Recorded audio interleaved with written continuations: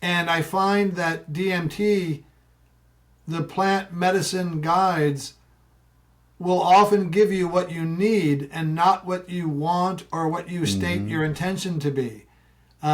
It's like the universe, and one of my experiences, my first one, I felt I was at the center of the universe watching the very fabric of the universe being created. And wow. I had a similar experience. That's crazy did you you say that. Yeah. Yeah, and even now I still have what I call the DMT stutter trying to describe it. And Yeah. that same night, then I did it again, and this time, this was changa, so you smoke it with herbs. Lasted 45 minutes, and it was raw, searing, attempted emotional healing for me. And then I did it again a couple weeks later, and the voices said, "Welcome back, Paul. Let's resume where we left off last time." So the universe stopped what it's doing. Well, it can multitask, I suppose. Yeah. And remembered me, remembered my condition and our last appointment. Wow. And then seamlessly continued from there.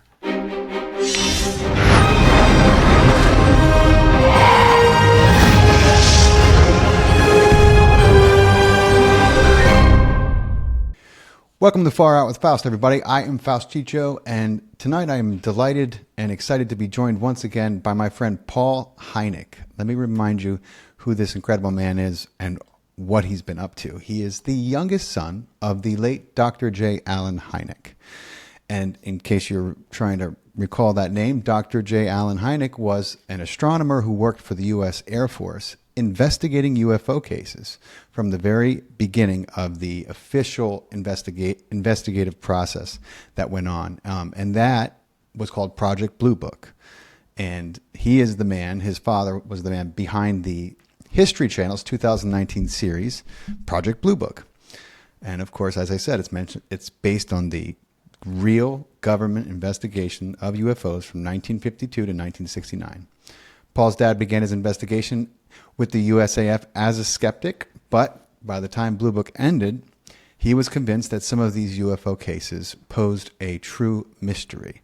Paul's also a movie producer. If you listen to my first podcast with him, then you heard a lot about Avatar and some of the incredible, just blockbuster franchises that he has been a party to. I highly recommend you go back and listen to that. And he was involved in Lord of the Rings, Planet of the Apes, Avatar, Tintin, many games and video games you've definitely heard of. He's an accomplished author and entrepreneur in his own right, and is a Wharton MBA and an adjunct professor of finance and accounting at Pepperdine University. And without further ado, Paul, thank you so much for beaming back in, brother. Pleasure, President Faust. So for our listeners who may, it's been a while since you've been on, could you recap, people who aren't familiar, who your dad was? I mean, I'm sure you're getting a little tired of talking about this, but give everyone a refresher of his work and his accomplishments. Sure. My father was Joey, the little Czech boy in Chicago who didn't speak English until he went to kindergarten in Chicago. And he had scarlet fever when he was about 7 years old and was given a book of astronomy. And from that point on, it was love at first vocational sight. So he pursued his dream and became an astronomer. He worked with the Air Force in World War II on the proximity fuse, and in the 50s helped orient 12 observatories around the world to be able to optically track satellites, which launched obviously with Sputnik in late 1957. And he was giving twice daily national press briefings because he led the team that had the 12 observatories and the 12 teams inside them, so they had the most accurate measurements of where Sputnik was. And part of that work also led to GPS. But what he's known for, primarily in his late life side hustle, is the study of what used to be called flying saucers, then had most of a midlife as UFOs, and now to be further gentrified are UAPs. UAPs, yeah. And like you said, he started off as a skeptic. He probably thought when the Air Force came a-calling that this was all of a few weekends worth of work to debunk this kind of post-war hysteria. This is the late 40s. And, funny thing happened on the way to the debunking parade. Yeah. And he realized that not necessarily that they're extraterrestrial or interdimensional, but that something was going on. There is a serious scientific phenomena occurring. And he didn't become a believer per se, because that's not really a word that scientists traffic in, but he came to accept the weight of the data and decided that since he wasn't studying UFOs, but rather UFO reports, he needed a classification system. That's what scientists do. They classify things. And found it to be a fascinating and important topic, and devoted most of the rest of his professional life to it. Yeah. And he's kind of been immortalized in the history books. And what's incredible is, that it's pretty talked about and common knowledge that, the government may or may not have been attempting to just kind of sweep things under the rug. But what your dad had to come out and say as a scientist with integrity was, look, some of these can't just be dismissed. They need to be looked into. That took a lot of courage, I think, at the time, and it showed a lot of integrity. So, even if, and there are people, who have read these files, and, the ones that remain are still like, they're mysteries. There's no way to just write them off as, well, this was actually a farmer who was, seeing this reflect, you know what I mean? It was, so there's a lot to that. Well, the government had and still has a pretty big rug and a pretty big broom to sweep things under. We also sometimes mistakenly believe or think of the U.S. government as one monolithic entity doing its overall bidding. But nothing's further from the truth. There are all these turf wars between departments, inside departments. And so Project Blue Book was not a serious scientific endeavor. It was to tamp down hysteria. And it was working at cross purposes, especially after 1952, with other branches of the U.S. government. And some of them who I think had what we now know of as the Men in Black, who had the responsibility of going to crash sites containing all the debris. And the crashes could be American, Russian, or extraterrestrial. Right. But also containing the information fallout. And it would have been them who would have sort of chilled the witnesses. And my father came across them, and it was very frustrating for him that clearly another organ of the U.S. government was hampering what he thought and what he hoped would be a serious scientific pursuit. They never even occurred to me. But of course, that makes perfect sense. That would be going on. God, they do that so often. And like you said, people don't realize. Tax dollars at work. Yeah, so much of it. And the compartmentalization can't be understated. It's an immense thing, and it's ongoing. And sometimes I fear, what's kind of going the way of the dinosaurs because of how compartmentalized things are and how kind of left they are into those compartments, and who knows what happens, to some of the data and the people who know. It's just, I feel like if they pass on, then, are they more than happy to just let it go, or are they going to keep records and risk those records being found? I wonder. And the they changes, and the preferences of the same they change over time. It's impossible to know. Having seen the bad faith of the U.S. government in regards to UFOs, psychedelics, and cryptocurrency, I really don't give a rat's ass what they say or what they do. I believe in exposure with citizens, working more productively with scientists, and trying to collect demonstrable evidence of the objective reality of supernatural encounters. And if they then can take that to scientists, that would constitute what I call exposure. And that's how we can make progress. And if the U.S. government wants to jump on the caboose and come along for the ride, fine, but they're not driving the train. It's not in their interest. And even though Danny Sheehan and others are very deftly maneuvering to pry these secrets out, I just don't think the die-hard, full-spectrum dominance military personnel give a rat's ass what a subpoena says. No. And if we were Air Force generals, I don't think we would release this information. That's not their mindset. No, it's not. And they truly have no actual incentive or consequence if they don't. You know what I'm saying? There's just, I mean, the kind of teeth you would need to really make a true play for some of these places and people. I just don't know. I don't know if the United States could muster it. I mean, we could if we were truly dedicated, but you got to obviously everyone needs to remember how intermeshed the corporations and the industries are with government, and that is for that exact reason. You know, that is part of their protection. But I would say they really do have a lot of incentives.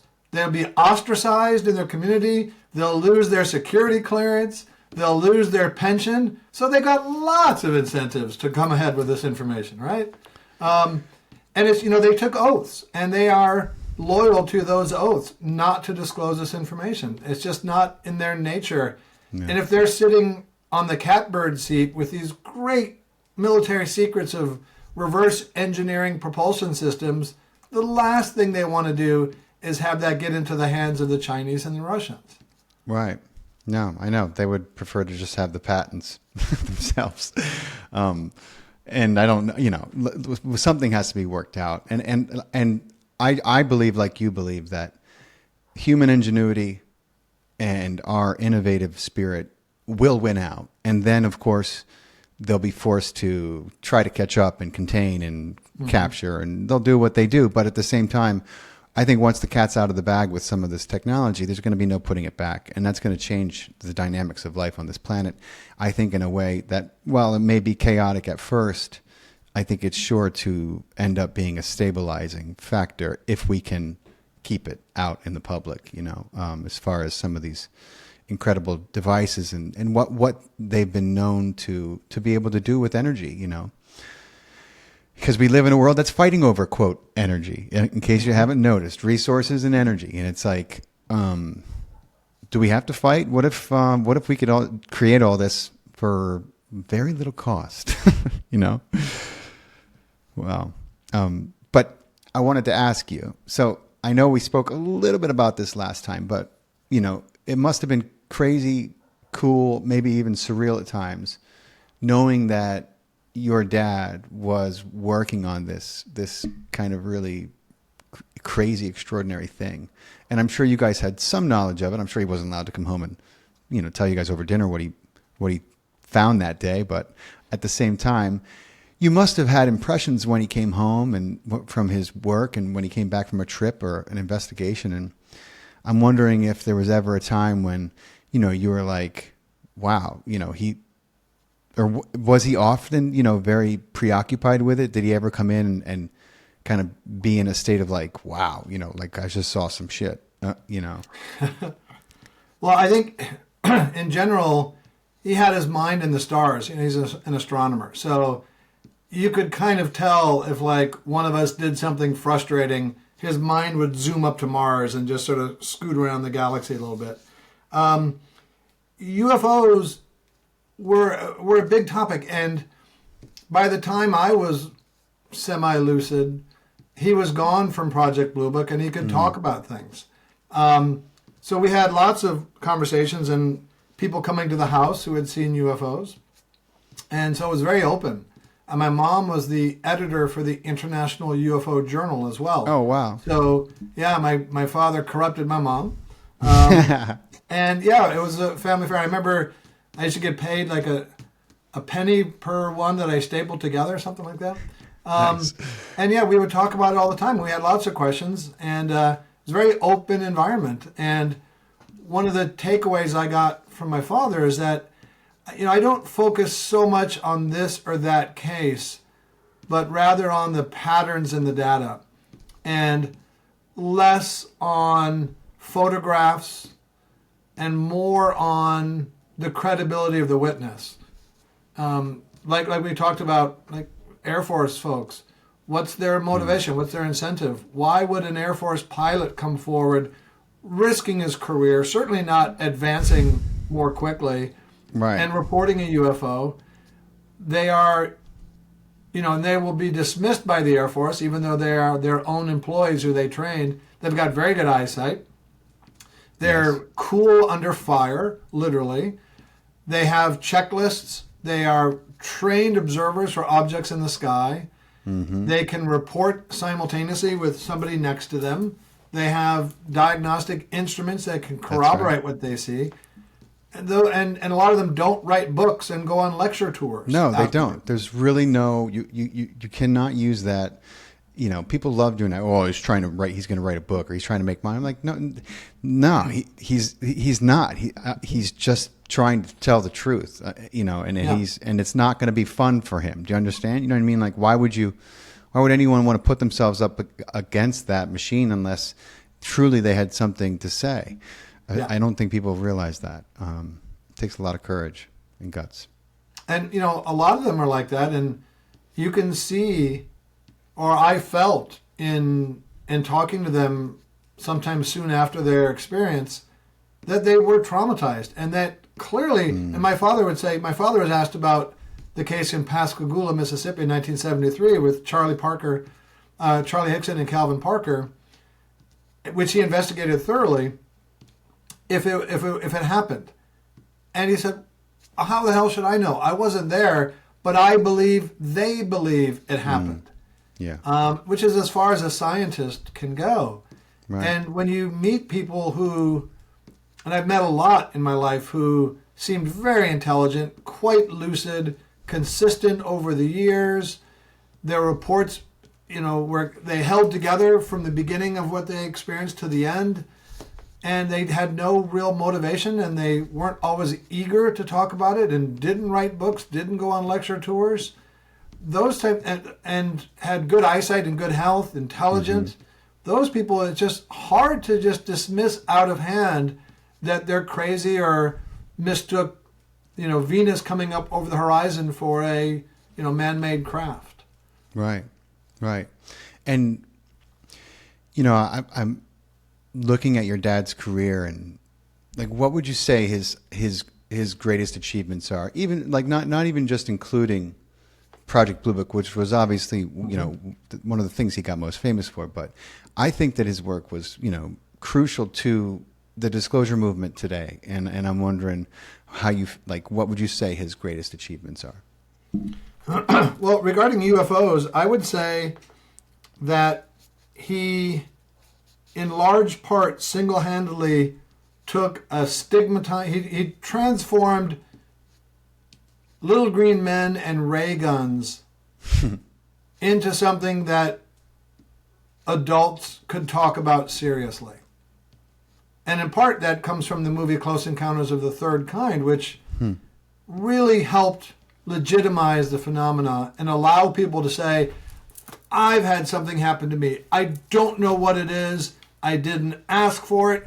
I'm still troubled by it. But damn it, I need to tell you that something happened.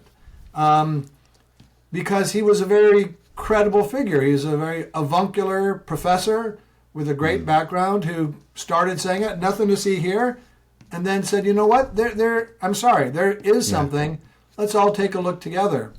So I think doing that really helped propel the ability for public agencies. Now we have the Navy saying, we see these in the sky, we see these in the water, we're concerned for the safety of our aviators, and there's a threat to national security, which is such a diametrically opposed attitude compared to that of the Air Force in my father's day.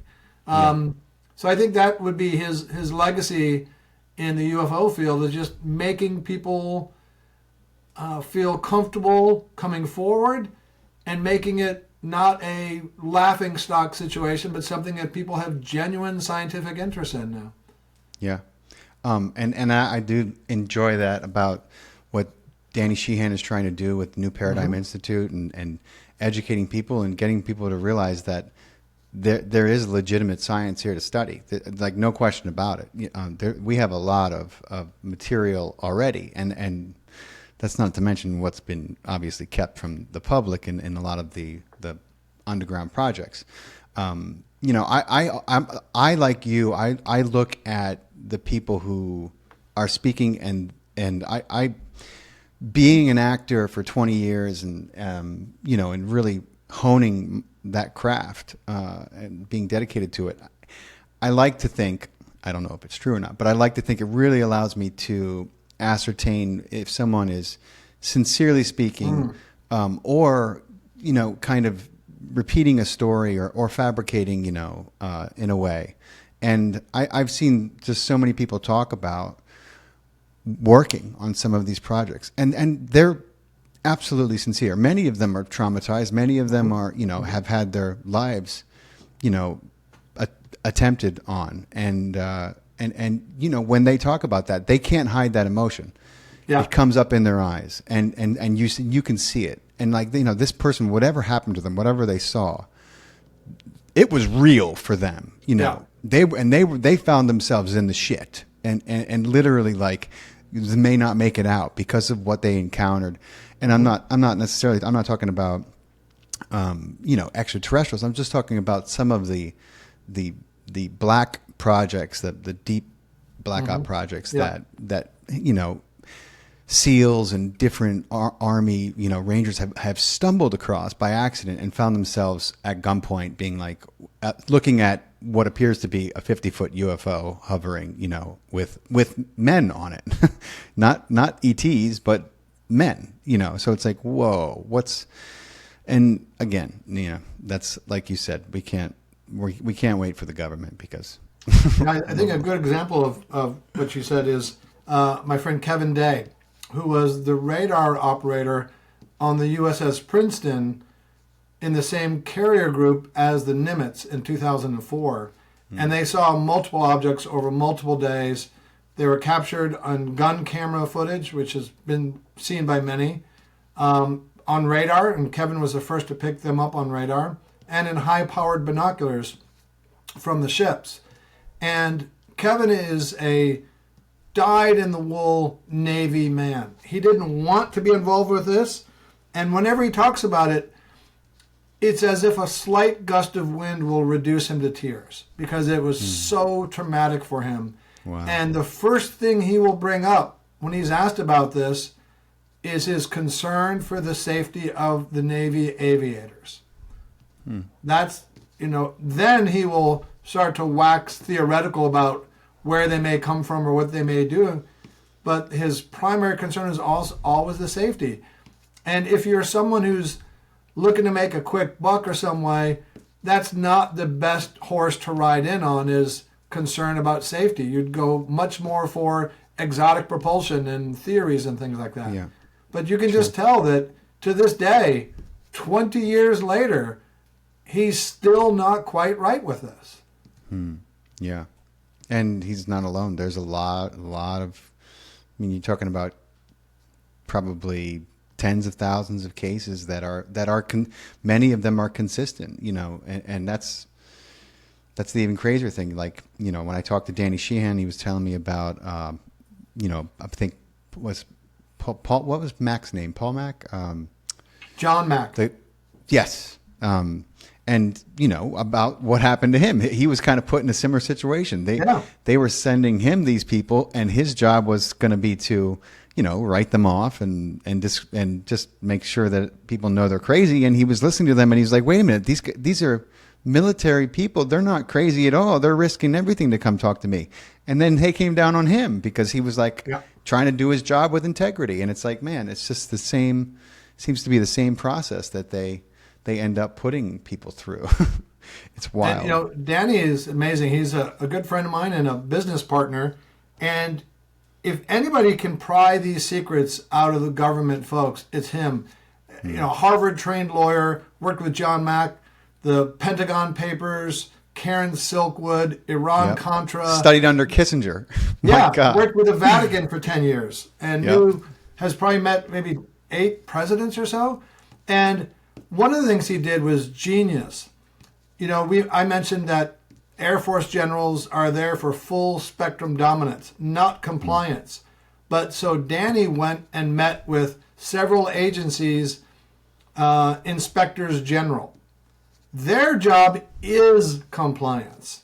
So at first he went in there and he told me that the attitude they had at first was, who's this, meddlesome muckraker who's coming to my office and how do I get rid of him?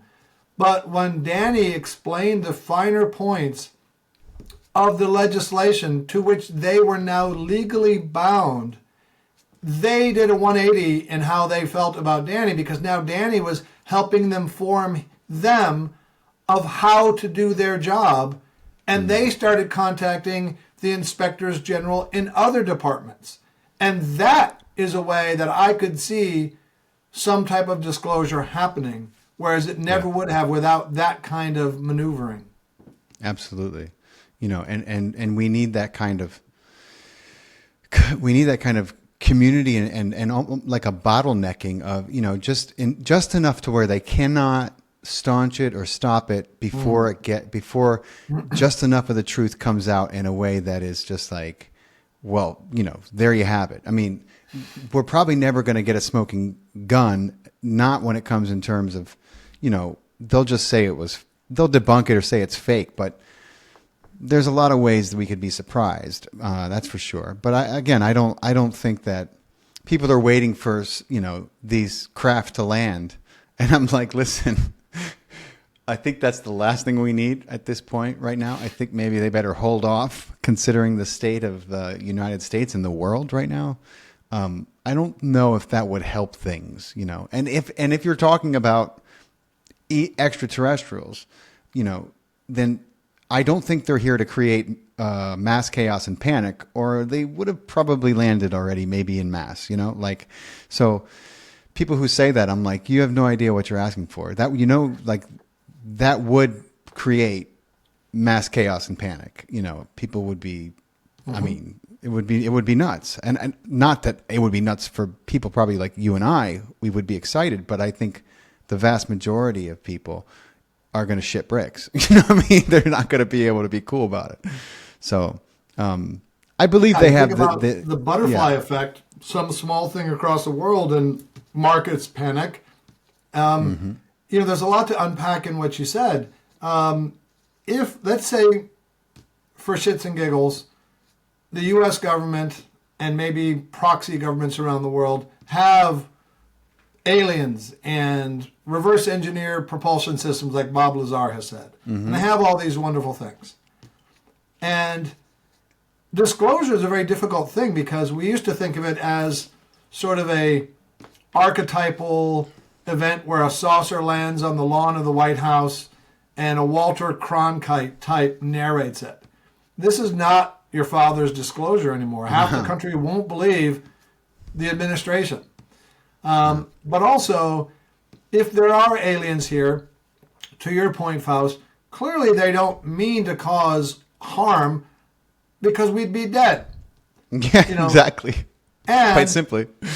And the U.S. government, if they have all these things and are in league with aliens, as I have people telling me they are, is it really us who dictates when disclosure happens, or is it the aliens, who seem to be a lot smarter and more powerful than us? Now, great point. But on the other hand, if aliens, as a lot of people think, are biological beings from other planets, are they really sending their A-team? Or are we getting sort of the dregs, right? Yeah. The low-lifes of Zeta Reticuli. Right. Far more likely, if there's an extraterrestrial component to this, is that they're sending some kind of AI sentient bot. Yeah. Which is kind of consistent with what people report the Greys to be like. Yes, absolutely. Very consistent. But I think very hard for people to understand kind of what there's been many reports that even we have duplicated that technology to a degree, nothing like what they have, but we've been able to mimic it for some of our own purposes, none of them probably good, but it's not that difficult to figure out how they could kind of create that. I mean, Hollywood could create it, for God's sakes. So obviously some of our projects could, but I was just thinking about what you said, and it's just crazy to me that this, you have people who, are absolutely sure that this meeting took place with Eisenhower or with Truman or with both. Yeah, Valiant Thor, right. Valiant Thor, another very prominent and spoken about, especially within the UFO community, that this was Valiant Thor was, what would you call him? He was Of Venusian, I think? I don't remember. Yeah, but he looked human, right? I mean, or appeared human, but he he was a Scandinavian type guy. Right. And you hear a lot about the Nordics. It's really fascinating. And it's really hard to, I think, just completely dismiss so many reports about Nordics, and then you get into World War II, which I've done a lot of study into Antarctica and kind of World War II and just what may or may not have been going on there, and what's underneath the ice. And one of the first things I discovered, which is like, well, holy shit, do people understand that? People who don't think there's anything in Antarctica, like they just discovered that it's the most volcanic region on the planet. That the geothermal heat and energy in Antarctica, just a mile down into the ice, is a balmy 70 to 65 degrees. So it's like, well, what's the problem? Obviously, if that's the case, then there's already a structure in place. You don't need to, figure out a way to survive if that's there. And now they've confirmed that it is. So I'm like, how can people not think that there's something really big under Antarctica? I think there obviously is. I don't know. What are your thoughts on that? I don't know. I've not looked into it that much. I have no idea. I'd like to go if it's warmer there now than here in Los Angeles at this moment. I'm interested.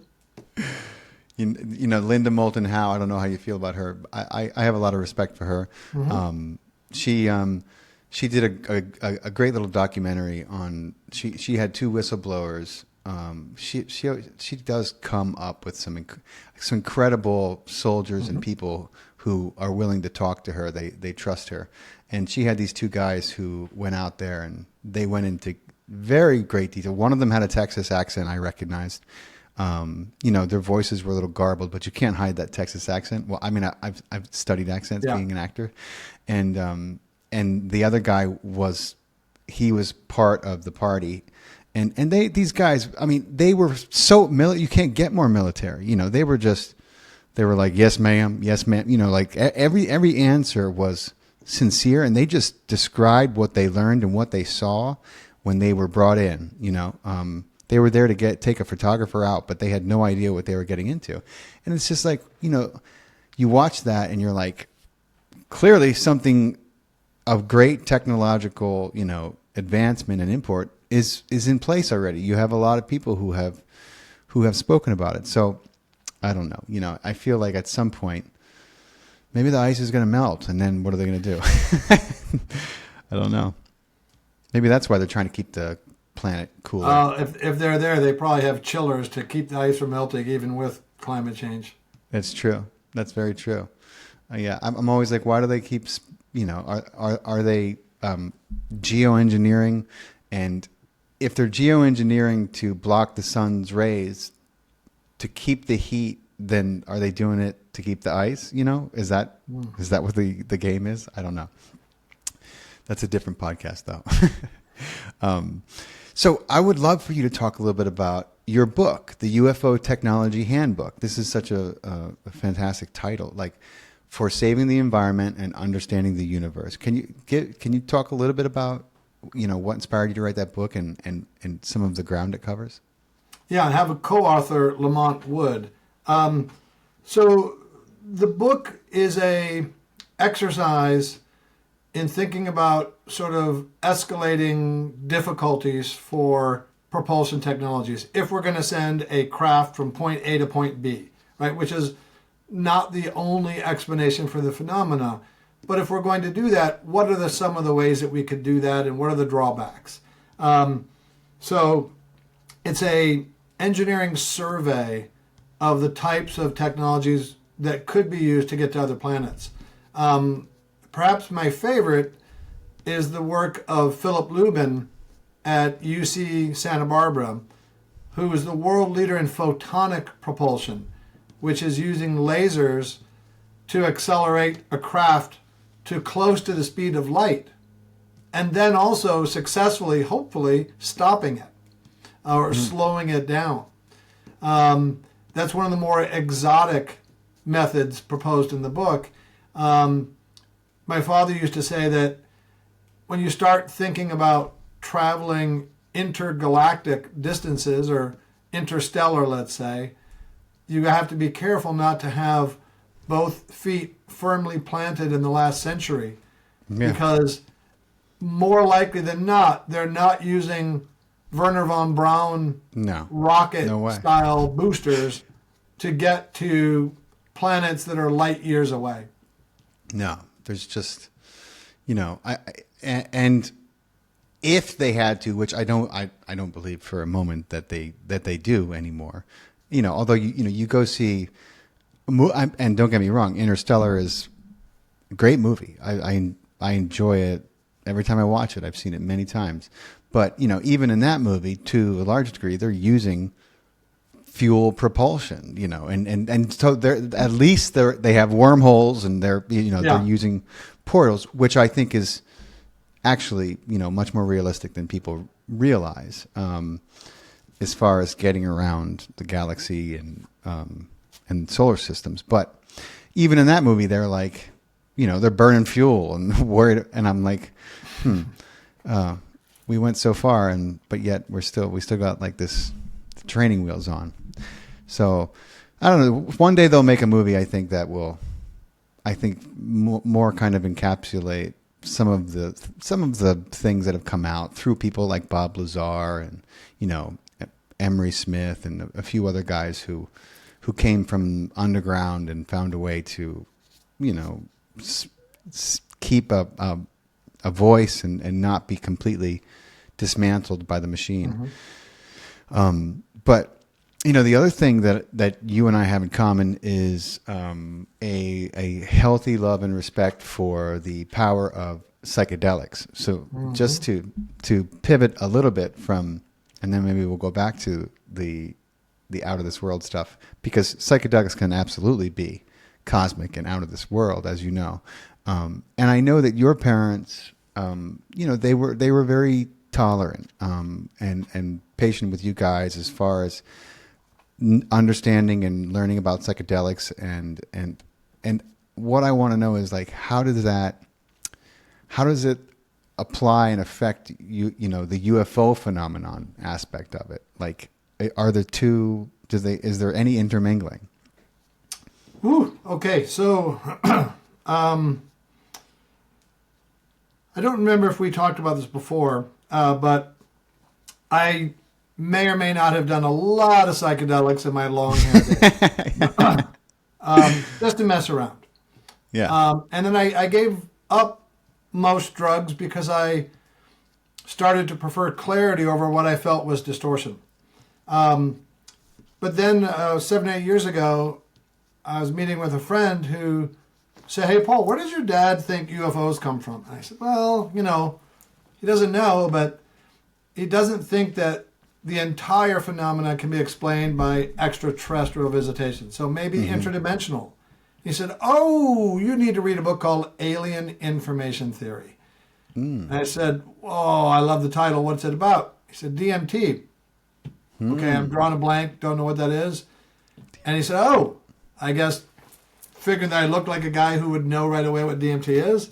And he told me, and he said the author, Andrew Gallimore, theorizes that DMT is not, and DMT is regarded as one of the, if not the most powerful psychedelic drug known. Right. One of the better known variants is ayahuasca. Right. And so in the book, Gallimore states that he thinks that DMT might not be a hallucinogenic drug but rather a plant medicine technology. So I thought that was fascinating because my dad thought UFOs may have at least an interdimensional component. And here's this guy saying, hey, take DMT and you might be going to another dimension. And that, in my mind, that could be the same dimension as UFOs. So a couple hours later, in that same restaurant, I met someone who's introduced to me for the first time. They had said to him, hey, Paul can help you get your movie made. I talked him out of making the movie. And he told me what he does, including facilitate DMT sessions. Wow. I said, okay, I may not be the sharpest knife in the drawer, but I can see the universe is calling to me. That's okay. right. So that's how I started my journey with DMT, which I find absolutely fascinating now. And I've had numerous experiences. I've become good friends with Andrew Gallimore, who wrote Alien Information Theory. And we're actually working on a case now where people have come forward. They saw me on a Gaia program and saying that I think UFOs may be related to DMT. And this guy emailed me saying he's got proof.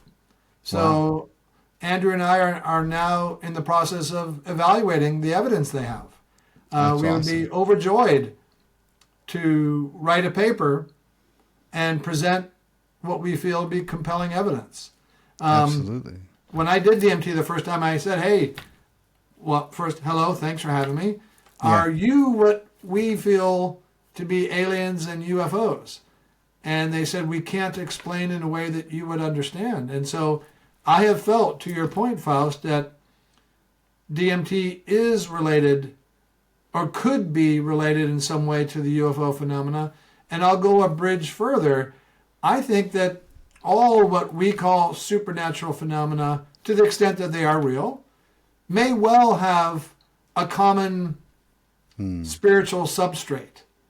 Yes. And either they may instantiate in different ways at different times, or our perceptual biases may sort of force us to interpret them in different ways. Right. But I just suspect and have thought for a while that all these things that we kind of silo in different phenomenological buckets may be all part of the grand scheme. And if we view it from a different angle, such as perhaps that afforded by DMT, we might get different insights to the sort of land bridges between what we feel to be discrete phenomena. Absolutely. And one thing that DMT is guaranteed to provide you with is a different perspective. Yeah.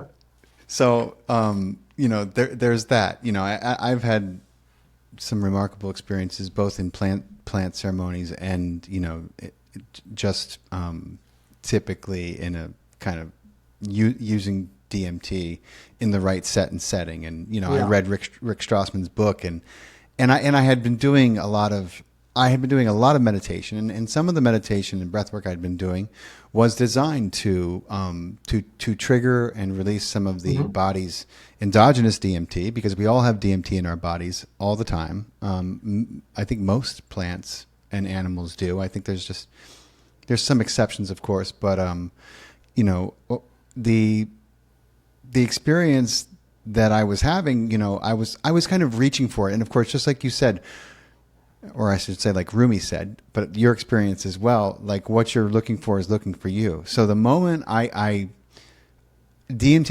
came into my awareness, all these events happened that are still wildly affecting my life. Like I met this person. He was like, wait a minute, you live in New York and there's a temple there. And I was like, what? I was going to freaking try to fly to Peru. Like, this is fantastic. He was like, no, this temple is Peruvian. It's a transplant. It's like the shamans are all from, I was like, dude, can you get me on the list? He was like, I got you. And then I met someone else who introduced me to this person who lived not far from me, and they had it. So it was just like, it just happened so quick, funny story. I was listening to Rick Strassman's book.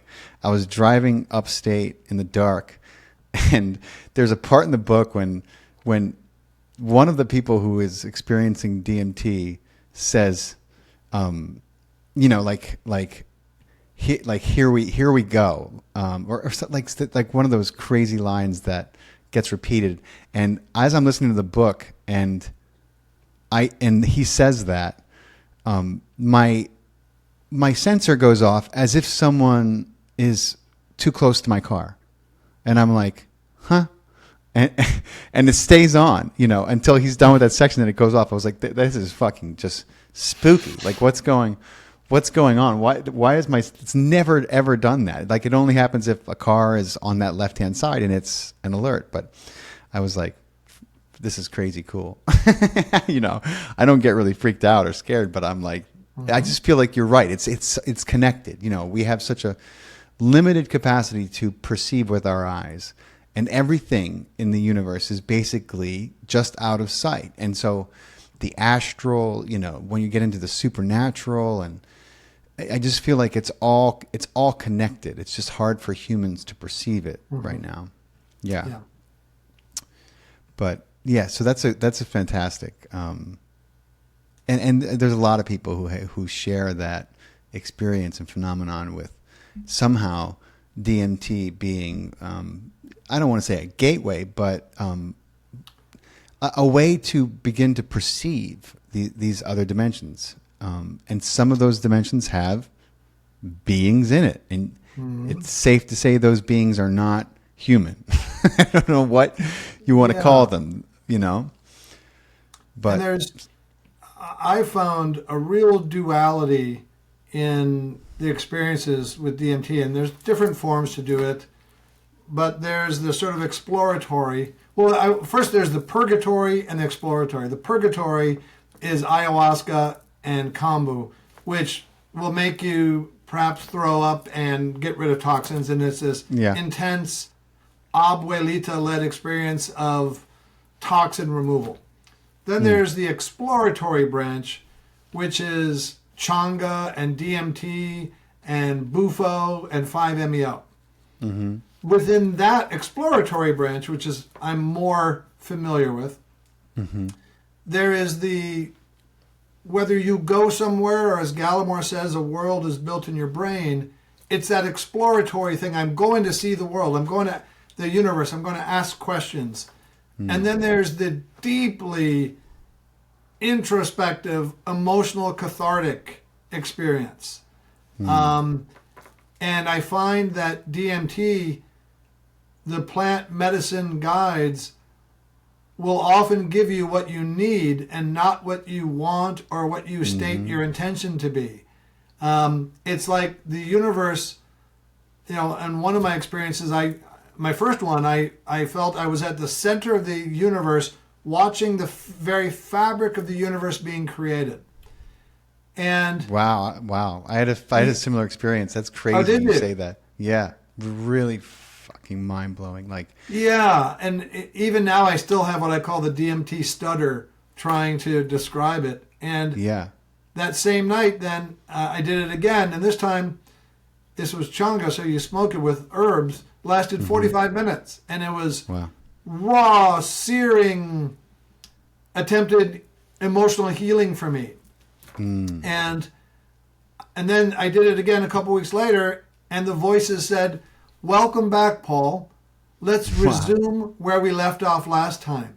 So the universe stopped what it's doing. Well, it can multitask, I suppose. Yeah. And remembered me, remembered my condition and our last appointment, and then seamlessly continued from there. And so ever since then, sometimes I will have an intention, like I want to demonstrate the objective reality, but I have such trust and reverence in what I perceive to be these DMT entities that I just say, hey, will you have me again? And whatever happens is good, and the more of it I remember, the better. But even if I don't remember anything, I know that it's been a healing spiritual voyage. Yeah. And I just treasure every time I've done it. And I now facilitate myself sessions. And I had big imposter syndrome at first, Faust. But now I've sort of come into my own. And it's really gratifying to see the experiences that I can help facilitate in friends. And I really enjoy it. Amazing. I one of these days I'll have to join you. That would be amazing. Yeah, come with Dorian. She's been. I will. Yeah, I will. I know. One of these days I'm going to get up there. I mean, I'll probably be out on the West Coast Cool. early next year. So I'll keep you posted. We'll see if we can arrange a gathering. That would be amazing. But very cool, man. You know, this subject it's with everything going on in the world right now, it's hard to get people to take their eye off the constant bombardment of just, you know, we have the election coming up, we have two wars going on, you know, there's a lot of things going on, but I still feel like this issue is core when it is so vital to the next phase of our evolution. If we're going to have a next phase, you know, I feel like this technology that they may or may not be sitting on, you know, I'm of the belief that they are sitting on a lot, needs to come out, you know, if we're gonna advance into this future that, you know, I think we were painting for ourselves just 75 years ago, and it just all became arrested. The development was totally arrested, and that's easily traceable when you're looking at the historian that work in the aerospace industry and where we were going, and then all of a sudden it was like kibosh, you know, it was stopped. And I feel like it's still very important, very vital issue if we're going to get our shit together and become a spacefaring nation or spacefaring world. Mm-hmm. Yeah. Yeah, I mean, I can't think of anything better for the collective health of the human race than to have people who are ready for it responsibly try something like DMT. I'm very gratified to see the resurgence in clinical prestige for psychedelics, and psychedelics in particular. And, you know, neither you nor I are telling everybody to rush out and do DMT. No. But in a responsible setting, which you mentioned, and at the right time, and with the right attitude and preparation, it can be a wonderfully cathartic, healing, gratifying, joyous experience that can add resonance to your life long after the experience. You know, there's lots of experiments going on now with psilocybin and MDMA that show, in addition, of course, to ketamine, showing real help against various mental stressors. And it's very nice to see that. You know, when the Nixon administration started the so-called war on drugs, it wasn't because they were concerned about the impact, which can be negative, of drugs on children, especially on children, but it was because they wanted a way to demonize hippies and brown people. John Ehrlichman has come out and said that. And that put us behind the eight ball and demonized psychedelics for so long, and we're finally coming out from there, and people are realizing that responsibly used, these substances can provide tremendous meaning and relief to people. Absolutely. And we've both seen that, we both experienced that, and it's just a very welcome trend now that, like UFOs are becoming more open, that psychedelics are following in what I think is the inevitable legalization footsteps of cannabis. Yep. And I think the world will be a better place when they do. You know, I honestly believe that. I mean, you know, the hypocrisy of having alcohol be legal for, you know, meanwhile you can drink enough alcohol not only to die but to kill a lot of people, you know, and it just, and alcohol is a depressant. It is a complete depressant, and it's addictive, and it can ruin lives, you know, and you know, I don't see that happening with, you know, the way that we're learning to use these.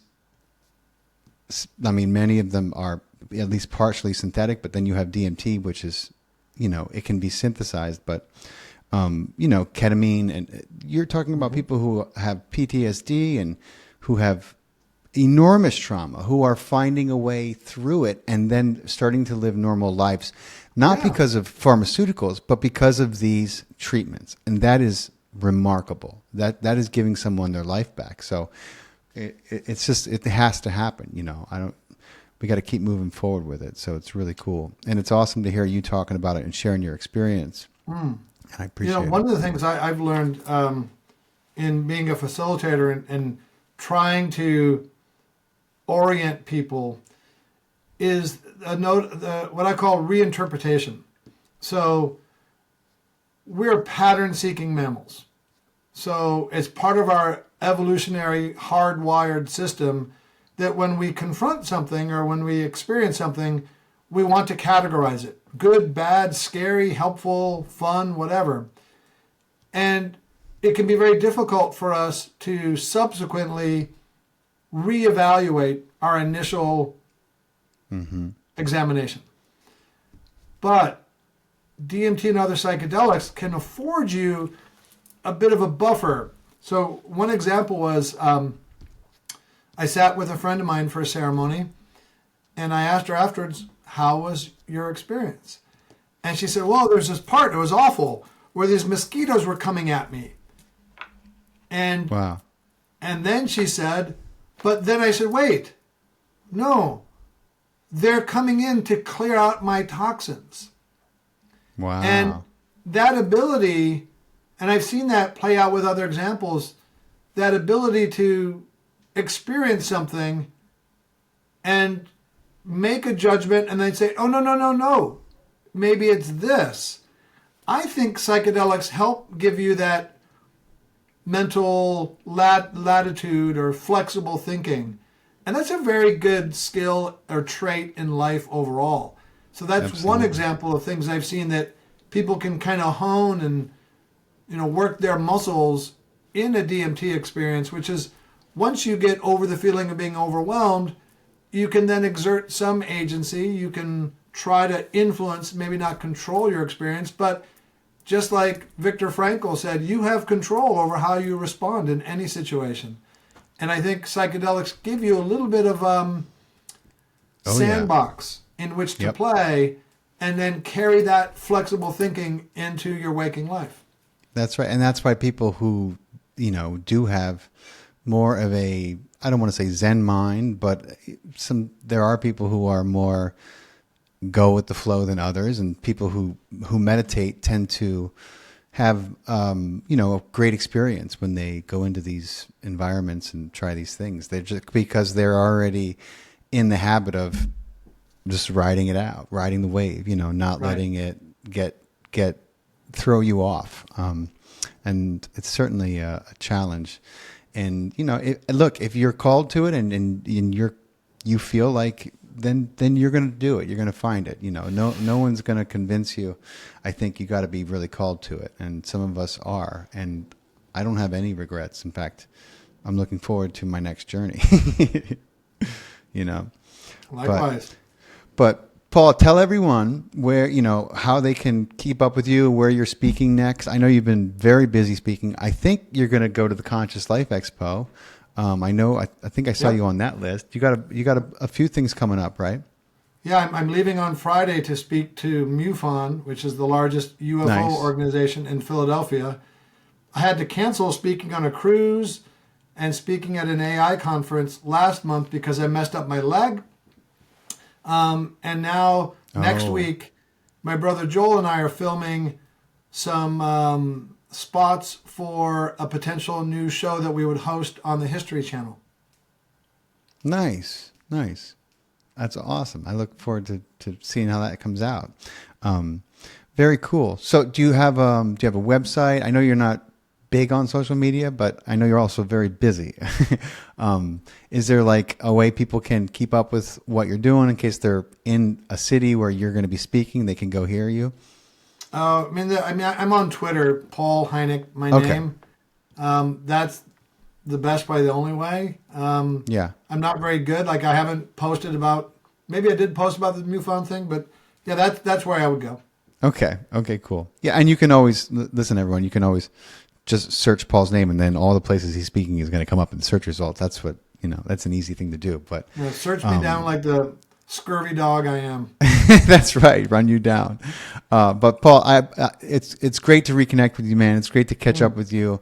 I feel like we said a lot more in this interview than we did the last, but I'm grateful for your time.